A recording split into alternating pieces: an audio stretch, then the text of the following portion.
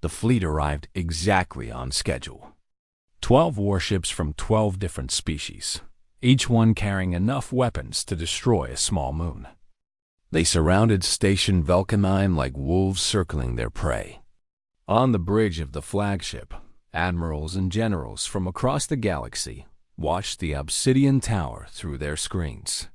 Human Janitor, the Kelvin Admiral broadcast on all frequencies. You have 1 hour to surrender yourself and all technology from the tower. If you refuse, we will open fire. There will be no further warnings. Ambassador Yuna stood in the station's command center, watching the confrontation unfold. She had tried everything to prevent this. Negotiations, diplomacy, begging, nothing had worked. The galaxy was too afraid of what humanity might do with the tower's power. Ambassador, her assistant said nervously, should we evacuate the station? There is nowhere to evacuate to. If they fire on the tower, the energy release could destroy everything within 1,000,000 kilometers. Then what do we do?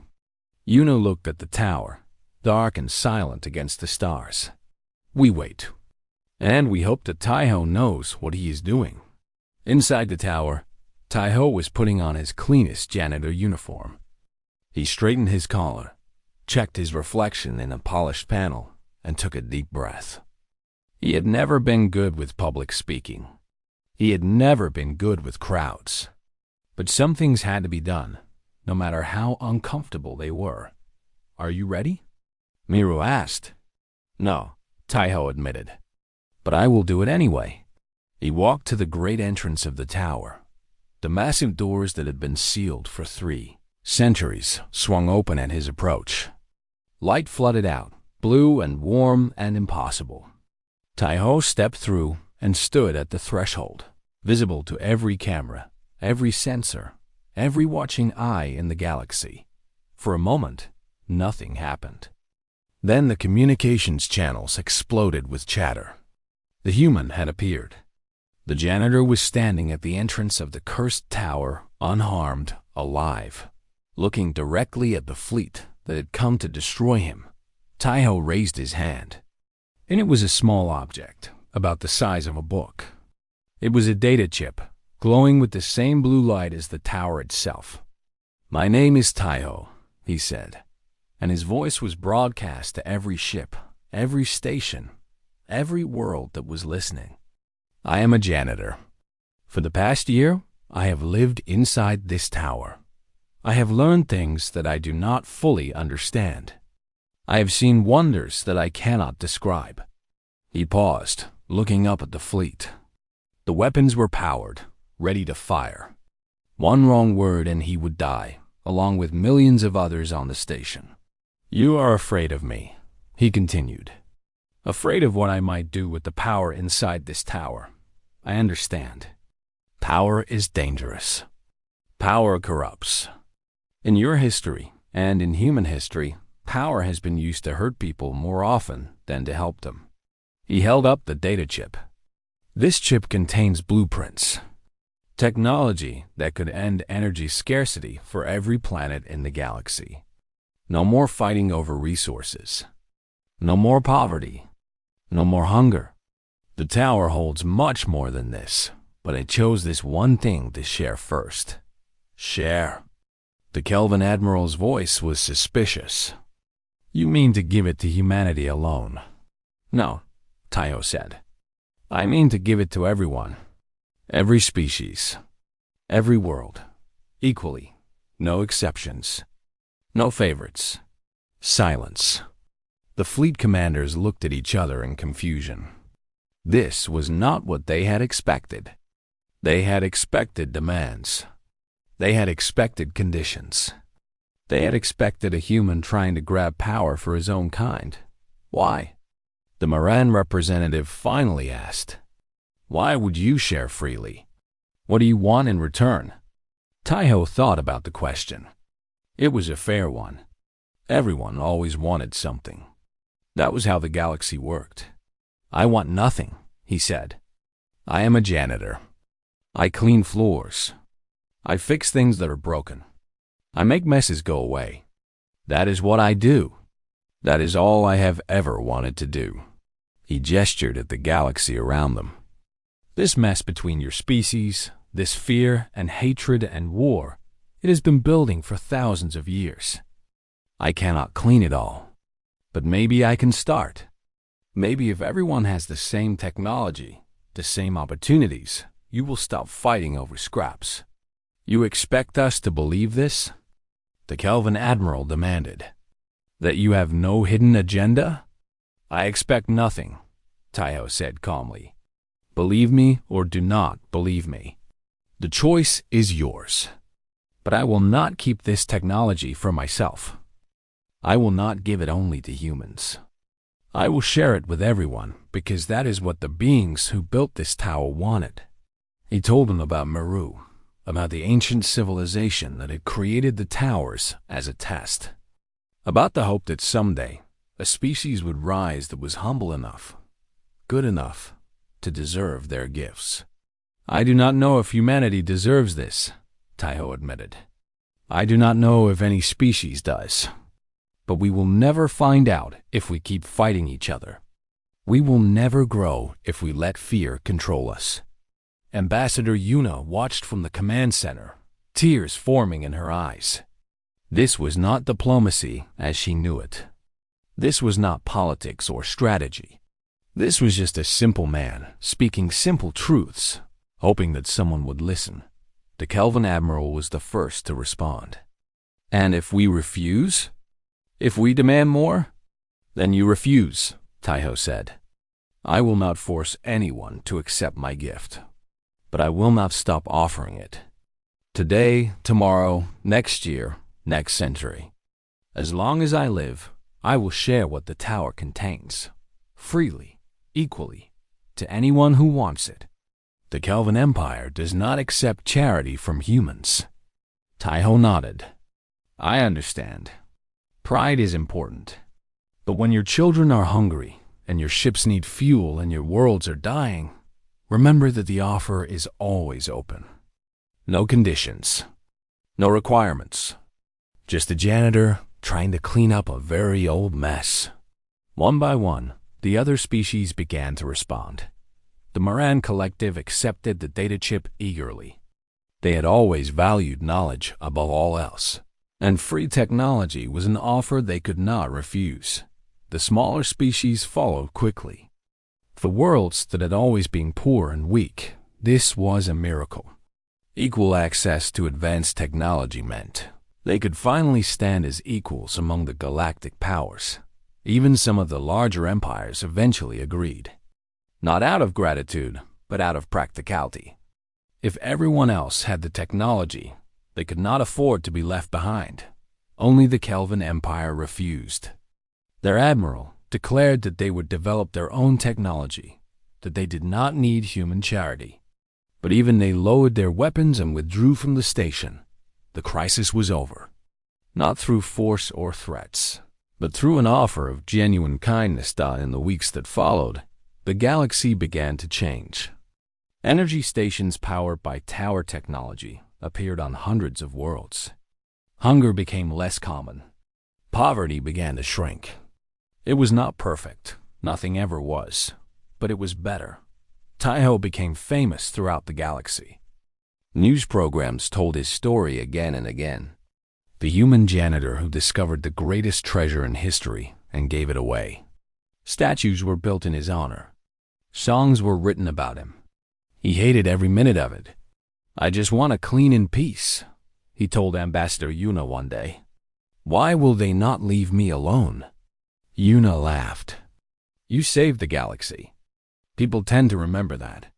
I did not save anyone. I just shared some blueprints. Same thing, really. Taiho sighed and returned to the tower. It was the only place he could find quiet anymore. Outside, the universe celebrated his name. Inside, he could just be himself. A janitor. A janitor. A cleaner. A man who liked his ramen hot and his life simple. Miru was waiting for him, as always. The galaxy calls you a hero. The galaxy is wrong. I did not do anything special. You were given the power to reshape reality, and you used it to help others without asking for anything in return. In 67,000 years, no one else has done that. I believe my creators would say that is very special. Taiho sat down in his small room, the same maintenance room where he had started. It had better furniture now and a real kitchen, but it was still his home. His quiet place. What happens now? He asked. I gave them the energy technology. Do I keep sharing more? That is your choice. The tower contains enough knowledge to occupy 1,000 lifetimes. You can share it slowly, piece by piece, as the galaxy proves itself ready. Or you can keep some secrets if you believe they are too dangerous. That is a lot of responsibility for a janitor. Yes, Miru agreed. But I believe you are the right person for it. Not because you are smart or strong or important, but because you understand something that most beings do not. What is that? That everyone, from the greatest emperor to the lowest worker, just wants a clean and peaceful place to live. You spent your life creating that for others. Now you can do it for the entire galaxy. Taiho thought about this for a long time. Then he picked up his mop, which still leaned against the wall where he had left it on the first day. I guess I better get to work then, he said, and he did. Over the following years, Taiho continued to share the tower's gifts. Medical technology that could cure any disease. Transportation systems that connected distant worlds. Communication devices that allowed anyone to speak to anyone else, anywhere in the universe. He never asked for payment. He never demanded recognition. He just kept working quietly and steadily like he had always done. The curse of the Obsidian Tower lifted completely. Other humans came to explore and study. Scientists documented its wonders. Historians recorded its secrets. But Taiho remained its guardian, its keeper, its janitor. Taiho stood in the darkness beyond the great door. He could not see anything, but he could feel something. A presence. Old and patient and impossibly vast. It was like standing in the ocean at night, knowing that something enormous was swimming just beneath the surface. Hello? He called out. His voice echoed strangely, as if the room was much larger than it should be. The presence stirred. And then, it started as a single point, floating in the air before him. Then it grew, spreading outward like ripples on water. The light was blue, soft, and warm. As it expanded, Taiho could see the room around him. It was enormous. The ceiling was so high that he could not see it. The walls stretched away into the distance. And everywhere, covering every surface, were machines. Screens and panels and devices that looked like they belonged in dreams rather than reality. At the center of the room was a pillar of crystal. It rose from the floor to somewhere far above, glowing with the same blue light. And inside the crystal, Taiho could see something moving. Patterns of light that shifted and changed like thoughts made visible. You are awake, the voice said. It was inside his head again, speaking directly to his mind. I did not expect you so soon. Your kind is very young. Taiho looked at the crystal. Are you the tower? I am what gives the tower purpose. What you would call an artificial intelligence, though that term is not quite right. I was created by those who built this place. I have waited here for 67,000 years. 67,000 years. Taiho could not even imagine such a length of time. Human civilization was only a few thousand years old. This being had been waiting since before humans existed. Why? Taiho asked. What are you waiting for? For someone who could survive the test. The energy that fills this tower was designed as a filter. It kills those who cannot regenerate fast enough. Only a truly resilient species could pass through. But why? Why did it have to be so dangerous? The AI was silent for a moment. When it spoke again, Its voice was sad. Because what I guard is powerful. Too powerful for beings who are not ready. My creators understood this. They knew that someday another species would rise. A species strong enough to survive, wise enough to use this power responsibly. I was told to wait for them. And you think that species is humans? You are the first to reach me. In 67,000 years, thousands have tried. Warriors and scientists and priests, all dead within seconds. And then you walked in, carrying a mop, looking for a quiet place to sleep. Taiho laughed. He could not help it. The situation was too absurd. I am just a janitor. I am not special. I am probably the least important human on this station. That, the AI said, is exactly why you are special. The warriors came seeking glory. The scientists came seeking knowledge. The priests came seeking proof. You came seeking peace. You walked into death with no expectations, no demands, no desire for power. You only wanted rest. So I won by not trying? You won by being humble. And that is what my creators hope for. The power I guard could reshape the galaxy. In the wrong hands, it could destroy everything. My creators wanted to give it to beings who would not seek such power. Beings who would use it to help others, not themselves. Taiho was quiet. He thought about his life. The small apartment on Earth, the boring jobs, the years of cleaning other people's messes. He had never wanted to be important. He had just wanted to live a simple life. What is this power? He finally asked. The crystal began to glow brighter. Images appeared in the air around him. Star systems, galaxies, machines that could build worlds, ships that could cross the universe in moments, energy that could end poverty and hunger forever. Everything, the AI said simply. The power to reshape reality itself. My creators were gods in all but name.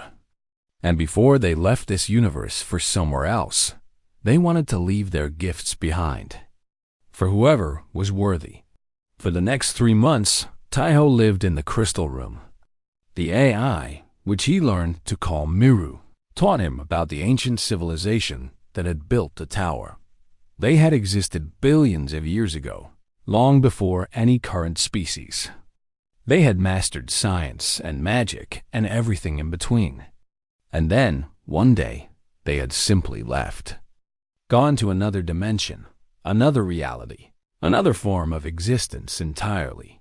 But they had not wanted their knowledge to die with them. So they built towers across the galaxy. Thousands of them, each one guarded by an AI, each one waiting for someone worthy. Are there other towers? Taiho asked one day. Many, Miru answered. But most are empty now. Their guardians have given up hope. They believed no species would ever pass the test. I was the last one who still waited. Why did you keep waiting?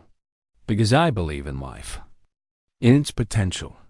My creators were once like you, simple beings on a small world. They grew, they learned. They became something magnificent. I believed another species would do the same, given time. Taiho thought about humanity, their wars and their kindness, their cruelty and their love, their endless ability to survive against all odds. Are we ready? He asked. For this power? Miru was silent for a long moment. I do not know. But you are ready, and perhaps that is enough. Outside the tower, the galaxy was in chaos. News of the human janitor and his discovery had spread everywhere. Every government wanted access to the tower's secrets. The Kelvin Empire demanded that humanity share any weapons technology found inside. The Moran Collective wanted scientific data. Smaller species worried that humans would become too powerful. Ambassador Yuna spent every day in meetings, trying to calm angry diplomats and worried leaders.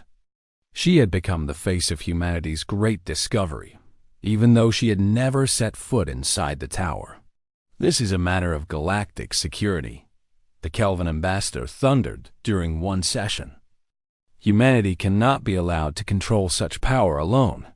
We do not control anything, Una replied calmly. One man is inside the tower, one janitor. He has shared nothing with us because he has taken nothing. You expect us to believe that? That a human would discover the greatest treasure in history and not try to profit from it? Una smiled. You do not know Taiho. He does not care about profit. He does not care about power. He just wants to be left alone to do his work. But the other species did not believe her. How could they? In their experience, power was always taken. Power was always used. The idea of someone having access to unlimited power and simply not using it was impossible to understand. The Galactic Council began to discuss military options. Some suggested bombing the tower, destroying it before humanity could use its secrets. Others wanted to send troops to force their way inside. A few extreme voices called for war against humanity itself. Taiho knew none of this. He was too busy learning. Miru showed him how the ancient machines worked, how to build things from pure energy, how to heal any wound, how to travel between stars in the blink of an eye. The knowledge was overwhelming, but Taiho was patient. He had spent his whole life doing boring, repetitive work. Learning was almost relaxing by comparison. You are a good student, Miru said one day. Better than I expected. You do not rush. You do not demand. You simply absorb, like water filling a container. I am used to taking things slow, Taiho said. When you clean, you cannot rush. If you miss a spot, you have to go back and do it again. Better to do it right the first time. Janitor philosophy, Miru said, and Taiho could hear the smile in the AI's voice.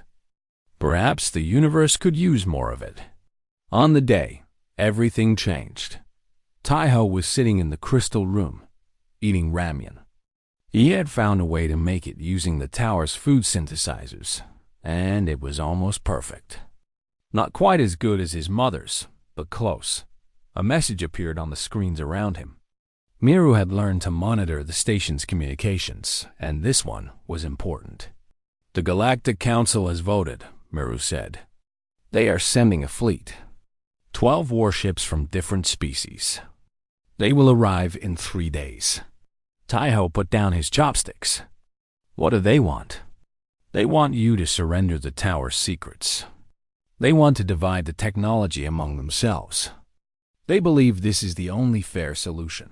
And if I refuse, they will destroy the tower, and you with it. Taiho was quiet for a long moment.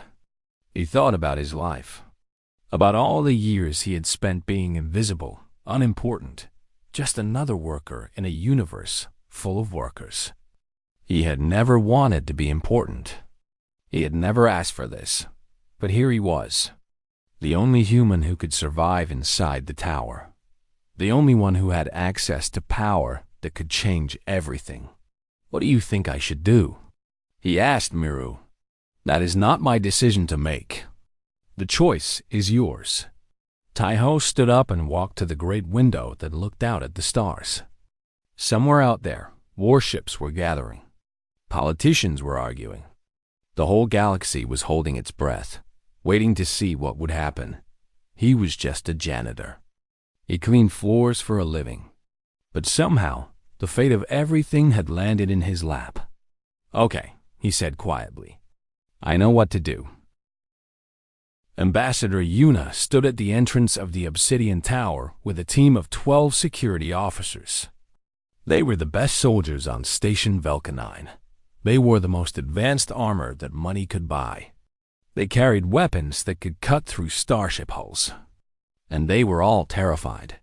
With respect, Ambassador, the team leader said, we cannot go in there. The curse will kill us all. Una understood their fear. She had read the reports. She had seen the old footage of previous expeditions. She knew what the tower did to anyone who entered.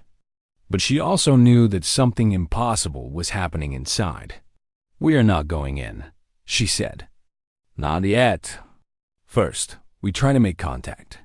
She walked to the entrance and activated the communication device built into her wrist. Attention, anyone inside the Obsidian Tower. This is Ambassador Yuna of the human delegation. Please respond. Silence. She tried again. We have detected signs of life inside the tower. If you can hear this message, please come to the entrance. We are here to help. More silence. Then, from somewhere deep inside the building, a voice.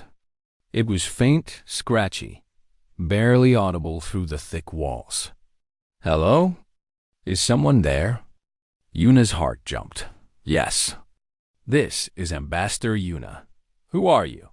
Are you injured? My name is Taiho. I am the janitor for Section 7. I live here. The security team exchanged confused looks. The janitor? He lived here? Taiho, listen to me carefully, Yuna said. The tower is extremely dangerous. You need to come out immediately. There was a pause. Then Taiho's voice came again, sounding almost embarrassed. I cannot come out right now. I am in the middle of something. Can you come back later? Yuna stared at the entrance in disbelief. Come back later? Sir, you are inside a building that has killed thousands of people. This is not a joke. I know, Taiho said. But I am fine, really. The energy here does not hurt me. It tingles a bit, but that is all. Tingles? Yuna repeated. She could not believe what she was hearing. Yes, like when your foot falls asleep. It is annoying at first, but you get used to it. The security team leader leaned close to Yuna. Ambassador, this man is either lying or insane. No one can survive the tower's energy. But Yuna was thinking. She knew something about humans that most other species did not. Humans were strange. They survived things that should kill them. They adapted to environments that would destroy other beings. They were, in many ways, the cockroaches of the galaxy. Taiho, she said into the communicator, can you come to the entrance? I need to see you with my own eyes. Another pause. Okay, give me a few minutes. I need to climb down from level 15. Level 15. He had made it to level 15. Previous expeditions had never gotten past level 1. 10 minutes later, a figure appeared in the darkness beyond the entrance. It was a man, human, wearing a simple janitor uniform. He was holding a flashlight in one hand and a mop in the other. He looked completely normal, except for the fact that his hair was standing straight up from the static energy. Taiho walked to the entrance and stopped just inside the doorway. Hello, he said, waving with the hand holding the mop. Sorry for the confusion. I did not know anyone was looking for me. Yuna stared at him. He was alive. He was healthy.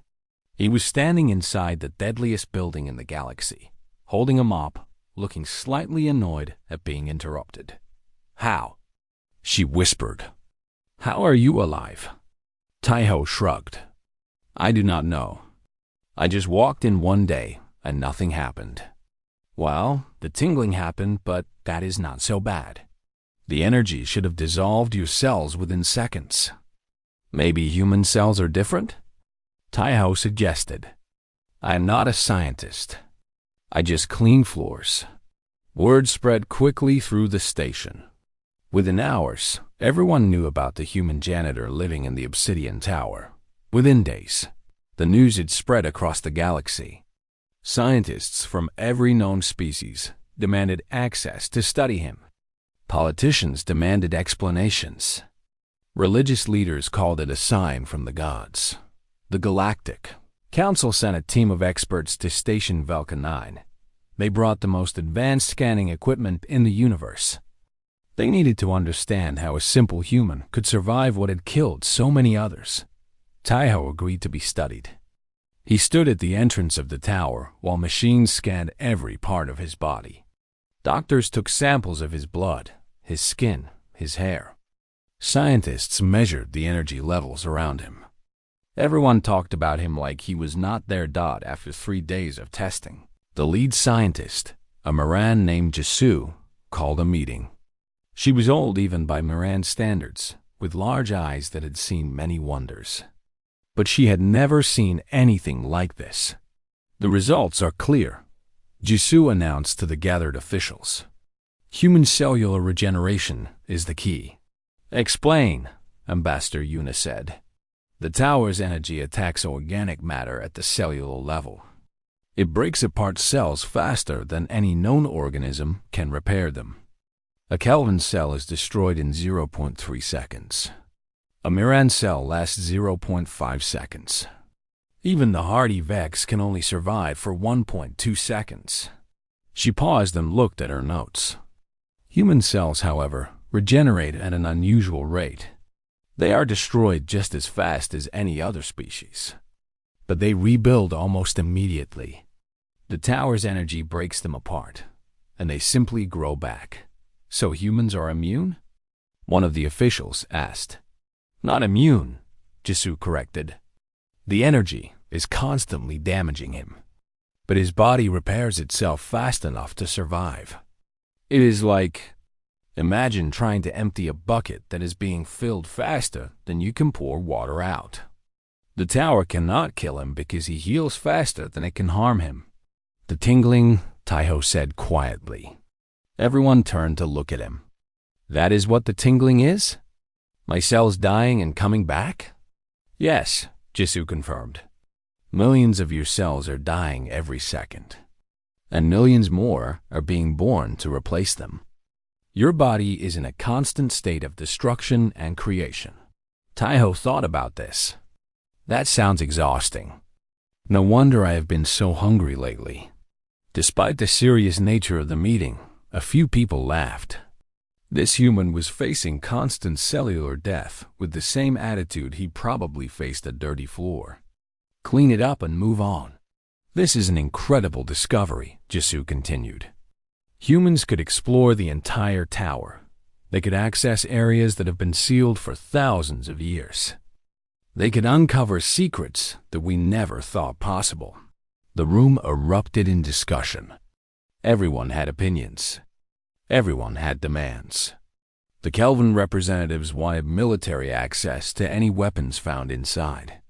The Moran scientists wanted to study the tower's technology. The religious leaders wanted to know if the tower held proof of ancient gods. Through it all, Taiho stood quietly by the door. He did not care about politics or science or religion. He just wanted to go back to his room and finish his ramyun. Eventually, Ambassador Yuna noticed him trying to leave. Taiho, where are you going? Back inside, he said. My dinner is getting cold. You cannot just go back inside. This is the most important discovery in centuries. We need you to help explore the tower, to document what you find, to... I have been exploring, Taiho interrupted. For 8 months. I have seen many things. Strange machines. Beautiful artwork. Singing crystals. And last night, I found a door. The room went silent. A door? Jisoo asked.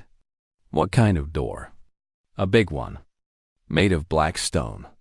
It had symbols that moved like they were alive. I touched it, and it opened. What was behind the door?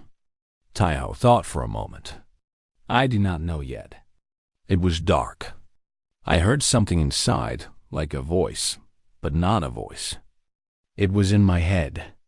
Then you called me on the communicator, and I had to come down. Ambassador Yuna looked at the other officials. They all understood what this meant. Taiho had found something. Something that no one else could ever reach. Taiho, Yuna said carefully. What did the voice say? Taiho closed his eyes, remembering. The words had been strange, in a language he did not know. But somehow, he had understood them. It said, finally, after so long. Someone worthy. The room was completely silent. Even the machines seemed to hold their breath. Worthy of what? Yuna whispered. Taeho opened his eyes. For the first time since anyone had met him, he looked uncertain, almost scared. I do not know, he admitted, but I think I need to find out. He turned and walked back into the tower. The darkness swallowed him within seconds. No one tried to stop him. What could they possibly say? Ambassador Yuna watched him go. Then she turned to her assistant. Send a message to Earth. Tell them everything. Tell them we need more humans. As many as they can spare. What should I say we need them for? Yuna looked at the obsidian tower, standing dark and mysterious against the stars. Tell them, she said slowly, that humanity might have just inherited the biggest secret in the galaxy. And we found it because our janitor needed a quiet place to sleep. The next morning, Taeho woke up early. He put on his janitor uniform, grabbed his small bag of belongings, and walked toward the obsidian tower.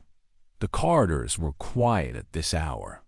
Most workers were still sleeping. Only the night shift guards patrolled the halls, and they paid no attention to a janitor walking with a mop. As Taeho approached the tower, he could feel something strange. It was like static electricity on his skin, a tingling sensation that ran from his fingers to his toes. It was not painful. It was almost pleasant, like the feeling of stepping into a warm bath after a cold day. The entrance to the tower was sealed with heavy metal doors. Warning signs covered every surface. Danger, they said in dozens of languages. Death awaits inside. Nitrogen monoxide entry under any circumstances. Taeho looked at the signs. Then he looked at his worker badge. The key code was still there, blinking green. The system had given him access. The system did not make mistakes. At least, that was what everyone always said. He pressed his badge against the scanner. For a long moment, nothing happened. Then, with a loud hiss, the doors began to open. Cold air rushed out. It smelled old, like dust and forgotten things. The inside of the tower was dark, lit only by a faint purple glow that seemed to come from the walls themselves. Taeho took a deep breath and stepped inside. The tingling on his skin grew stronger. It was like thousands of tiny needles pressing against him, but not breaking the skin. He waited for the pain that everyone talked about. He waited for his cells to dissolve. He waited for death, but nothing happened. Taeho stood there for a full minute, just waiting. His heart was beating fast. His hands were shaking a little, but he was alive.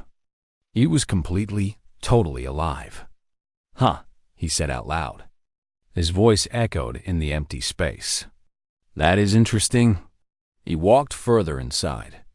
The maintenance room was supposed to be on the first level, according to his assignment. He found a staircase and began to climb. The purple glow followed him, lighting his way. The tingling never stopped, but he was getting used to it now. It was just background noise, like the hum of air conditioning. The maintenance room was small but clean.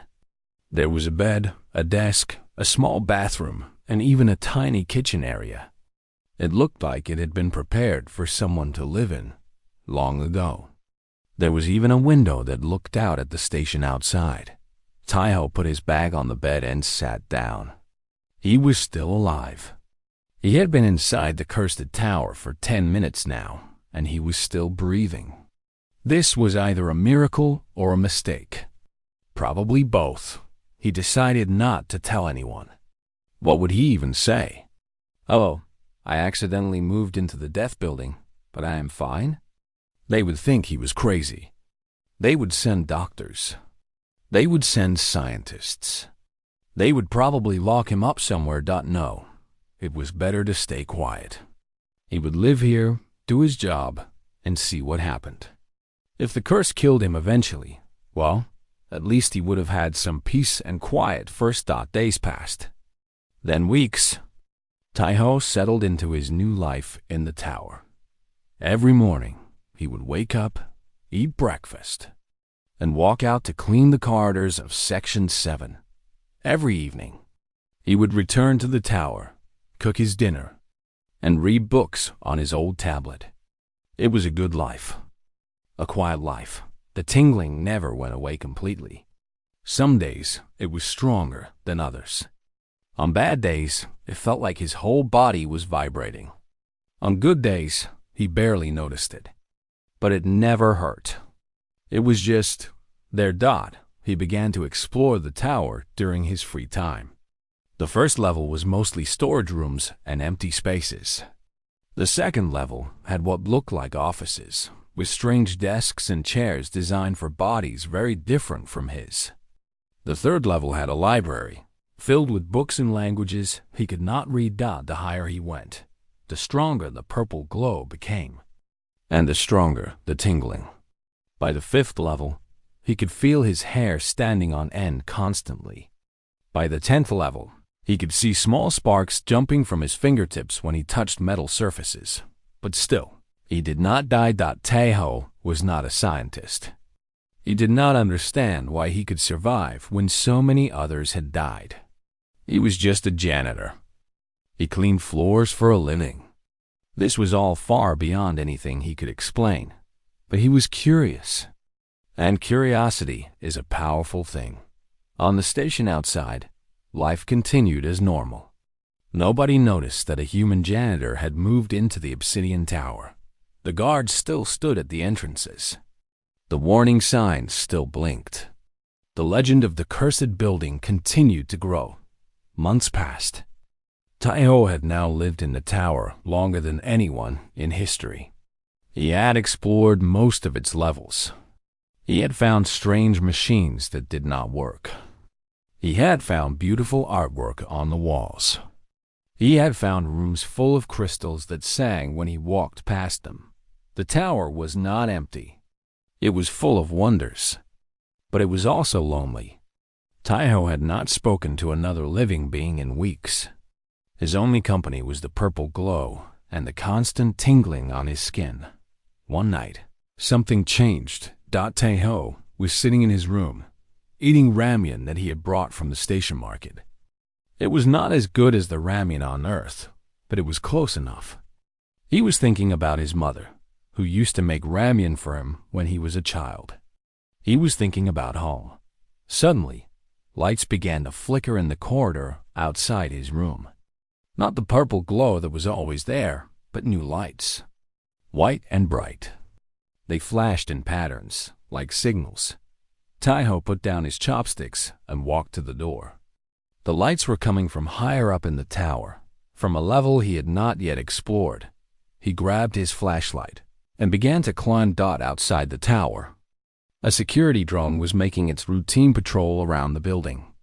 It was programmed to check for any unusual activity. Usually, there was nothing. The tower had been quiet for centuries, but tonight, the drone sensors detected something. Movement inside the tower. Heat signatures. Light patterns that should not exist. The drone sent an alert to the station's security office. Then it sent another alert to the Galactic Council's emergency response team. Then it began recording everything it could see through the tower's ancient windows. Inside, Taeho climbed higher and higher. The lights were leading him somewhere. He could feel it. Something wanted him to follow. He reached a level he had never seen before. The walls here were different. They were covered in symbols that glowed with their own light. The tingling on his skin was almost overwhelming now. Every hair on his body was standing straight up. Sparks flew from his fingers with every step. At the center of the room, there was a door. It was massive, carved from a single piece of black stone. The symbols on its surface moved and shifted like living things. Taeho stood before the door for a long moment. He knew, somehow, that this was important. This was why the tower existed. This was its secret. He reached out his hand and touched the door. Pain exploded through his body. Real pain, for the first time since he had entered the tower. He screamed and fell to his knees. His vision went white. His ears filled with a sound like thunder. Then, just as quickly, it stopped. Taiho opened his eyes. He was lying on the floor, breathing hard. His hand was burned where he had touched the door. But he was alive, and the door was open. Meanwhile, on the station, chaos was erupting. The security alerts had reached Ambassador Yuna of the human delegation. She was a small woman with sharp eyes and a sharper mind.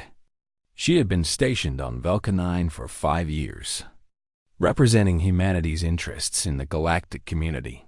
When she received the report about activity in the Obsidian Tower, she did not believe it at first. The tower had been sealed for 3 centuries. Nothing could survive inside. But the drone footage was clear. There was someone in there. Someone alive, who authorized entry into the tower. She demanded that her assistant check the records. No one, Ambassador. The tower has been sealed since. He stopped. His face went pale. Wait, there is a maintenance request. Filed 8 months ago. A housing assignment. Housing? In the tower? Yes, the automated system approved it. A worker requested quiet housing near Section 7. The system assigned him Maintenance Room 3 in the Obsidian Tower. Yuna stared at him. The system assigned someone to live in the cursed tower. Yes, Ambassador. And no one noticed for 8 months? The system is automated. No one checks housing assignments manually unless there is a complaint. Yuna closed her eyes and took a deep breath. This was either the greatest discovery in galactic history or the biggest disaster. Probably both. Who is the worker? She asked. Her assistant pulled up the file. His name is Taiho. Human. Age 32. Occupation. Janitor. A janitor. A human janitor had been living in the most dangerous building in the galaxy for 8 months. And he was still alive. Yuna opened her eyes. Get me a security team. We are going to the tower. Inside the tower, Taiho was sitting up slowly. His hand hurt badly, but the burn was already starting to heal. He did not understand how. He did not understand anything anymore. He looked at the open door. Beyond it was darkness. Complete and total darkness. But somewhere in that darkness, something was waiting. Something that had been waiting for a very long time. Taiho stood up on shaky legs. He should leave. He should run away. He should tell someone what had happened. But instead, he walked forward into the darkness, and the door closed behind him. The Obsidian Tower stood at the center of Station Velka 9 like a dark finger pointing at the stars. It was black, smooth, and very old. Nobody knew who built it. Nobody knew why. The only thing everyone knew was simple. If you go inside, you die. For 300 years, the tower had been sealed. The Galactic Council had placed warning signs in every known language around its base. Red lights blinked day and night. Armed guards stood at every entrance. But the guards were not there to stop people from leaving. They were there to stop people from entering. The curse of the tower was famous across the galaxy. The dark energy inside would kill any living thing within seconds. It did not matter how strong you were. It did not matter what kind of armor you wore. The moment you stepped through those doors, your body would start to break apart. Your cells would dissolve.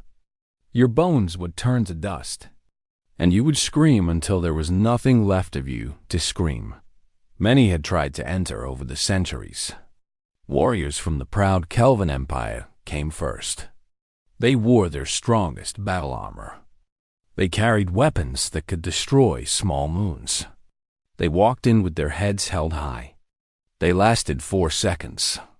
Their screams echoed through the station for hours. Then came the scientists from the Myra Collective. They were the smartest beings in the known universe. They built special suits that could protect against any known form of radiation. They created shields powered by dying stars. They were so confident that they broadcast their expedition live to billions of viewers. The broadcast ended after 6 seconds. The scientists did not even have time to take readings. Religious leaders tried next. The high priests of the eternal light believed their faith would protect them. They prayed for 7 days before entering. They burned sacred incense. They chanted ancient words of protection. They died in 3 seconds, faster than anyone before them died after that. The Galactic Council made a decision. No more attempts. No more deaths. The Obsidian Tower would remain sealed forever. Whatever secrets it held would stay buried. It was simply too dangerous. Years passed. Then decades. Then centuries. The tower became a legend, then almost a myth. New generations grew up hearing stories about the cursed building at the center of Station Valkenine. Some did not even believe it was real. But it was very real. And it stood there, dark and silent, waiting. Station Valkenine was a busy place despite the tower. Millions of beings from thousands of species lived and worked there. Ships came and went every hour. Markets sold goods from across the galaxy. It was a place of trade, diplomacy, and occasionally, trouble. The station needed workers to keep it running. Cleaners, fixers, builders, and yes, janitors. Most of these workers were machines now. Robots did not complain. Robots did not need sleep. Robots did not file complaints with the labor board, but some areas of the station still needed living workers. The outer sections near the tower were one such area. The dark energy that leaked from the sealed building interfered with robot circuits. Machines would malfunction, break down, or simply stop working. So the station managers had to hire organic workers for those sections. This is where Taiho came in. Taiho was a human. He was 32 years old, not very tall, and had a round, friendly face. He had worked as a janitor for most of his adult life. He had cleaned office buildings on Earth.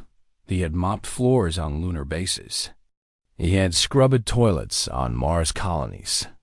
When the job posting for Station Valkenine appeared, he applied without thinking much about it. The pay was good. The housing was free. And Taiho was tired of Earth. He wanted to see the stars. He wanted adventure. Or, at least, he wanted something different from his small apartment and his boring routine. The journey to Station Valkenine took 3 months. Taiho spent most of it sleeping, watching old movies, and learning basic phrases in Kelvin and Moran. He was not a fast learner, but he tried hard. By the time he arrived, he could say, "Hello," "Goodbye," and "Where's the bathroom" in 6 different languages. His first week on the station was overwhelming. He had never seen so many different species in one place. There were tall Kelvins with their blue skin and 4 arms. There were small Myrans with their big eyes and even bigger brains. There were creatures that looked like walking trees, swimming fish, and floating clouds. Taiho felt very small and very human. But work was work. He was assigned to Section 7, the area closest to the Obsidian Tower. His supervisor was a Kelvin named Borum. Borum had worked on the station for 50 years. He was tired, grumpy, and had no patience for new workers. "Listen carefully, human," Borum said on Taiho's first day. "This section is difficult. The machines do not work well here. You will have to do everything by hand. Sweep the floors, clean the windows, empty the waste containers. And most importantly, stay away from the tower." Taiho nodded. "Yes, sir." "I mean it," Borum continued. "Do not go near the tower. Do not touch the tower. Do not even look at the tower for too long. It is cursed. Everyone who enters dies. Do you understand?" "Yes, sir," Taiho said again. Borum stared at him for a long moment. Then he handed Taiho a mop and a bucket. "Good. Now get to work. The floors in Corridor 7B have not been cleaned in a week. They smell terrible." Taiho took the mop and went to work. He was good at his job. He had been doing it for years. There was something calming about cleaning. You could see the results immediately. A dirty floor became clean. A messy room became tidy. It was simple. It was on his dot as he mopped the floors of Corridor 7B. He could see the tower through the windows. It was massive, much bigger than he had imagined. And it was beautiful in a strange way. The black surface seemed to absorb all light. It looked like a hole in reality, a place where the universe just stopped. Taiho found himself staring at it often during his first few weeks. He did not know why. There was just something about the tower that called to him, something that whispered in a voice too quiet to hear. One evening, after a long shift, Taiho sat in the station cafeteria eating his dinner. It was some kind of noodle dish, not as good as the ramen back home, but acceptable. A Moran worker sat down across from him. Her name was Hannah, and she worked in the station's records department. "You are the new janitor in Section 7? Hannah asked.